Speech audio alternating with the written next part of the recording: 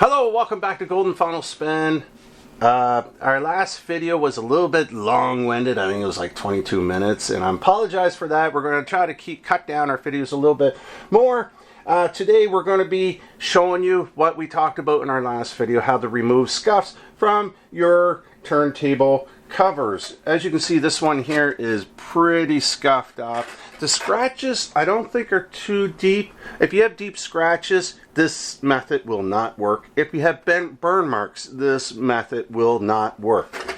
I have had great success doing this method myself. Here's one that I did just roughly in about 5 minutes. This was the other table, the project cover that I showcased last week. And so we're going to get right into it. But first of all, let's talk about what you're going to need. You're going to need to go to a auto store.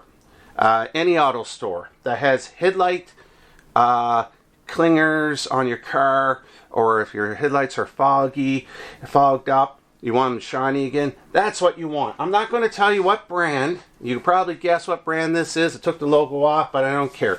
Any brand that has these essential things, okay? The foam sandpapers. You're going to need a 4000, a 3000, and a 2000, and a buffing pad. My particular kit comes with a palm held for that I can sand it. I prefer these over top of the electric sanders or whatever, you know, the electric buffers, because you risk the possibility of burning your cover beyond repair, and you might as well just throw it out. By doing it by hand, it doesn't take any less time or any more time, but you can get into the fine details and not risk burning the plastic of your cover. So let's get into it.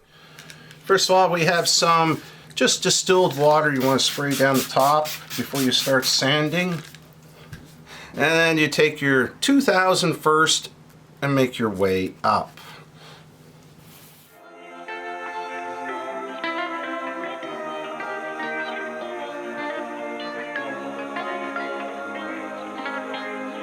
Now this step is very important because you want to make sure that you do not see any scratches left. See, we have a little scratch down here. You can't really see it, but I'm going to work on that a little bit.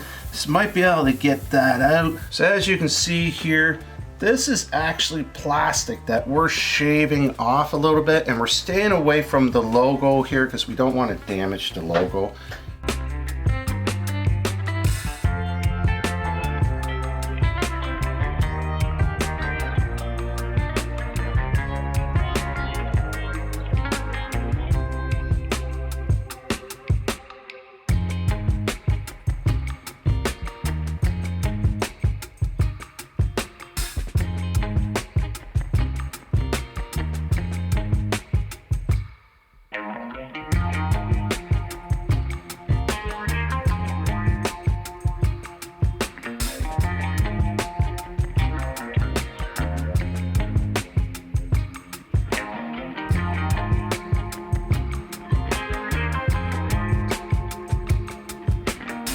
And we just put a little bit of the compound on, not that much, and then that will work.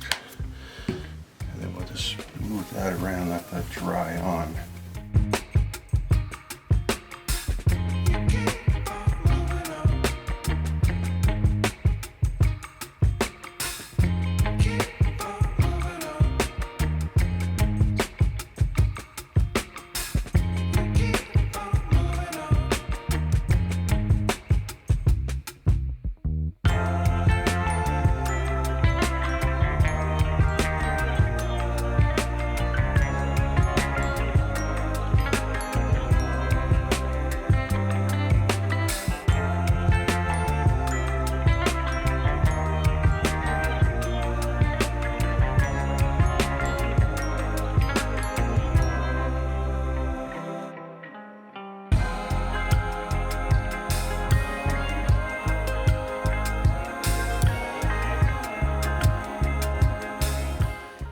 Okay, here is a rough, I mean this took what, maybe 5-10 minutes to do, just the top of it. And you can see it's really nice here. One of the things that you want to remember when you're sanding with you're starting out with the 2000 and you're working your way down to 4000, never go over top of the logo of whatever cover you're using, because it will just take that completely off. But when you're polishing it, your final step that you see me wiping it all off and making it pretty like this, you can go right over top of that. But keep in mind, it might be a little bit hard to get some of the growth that you're using out in between the logo and stuff. But take your time, you don't have to rush it, and don't worry when you're sanding and you notice when I wiped off all of the gross stuff that was on there, it went to a complete haze. You couldn't see through it. That's normal. It's the finished product. Once you put the coating back on it, it will make it clear again. So take your time, practice, play around. Don't message me if you mess up your cover. But trust me, I've been doing this for years on so many different turntable covers, and I have never had any problems. The only time I had problems when I was using the electric buffers. I do not recommend using the electric buffers. So here you go. Feel free to check out my other video to see how I did the cover then, and do a comparison, see if I still do it the same. Thank you for watching Golden Final Spin. Until next time, remember, keep spinning, and we'll see you next week.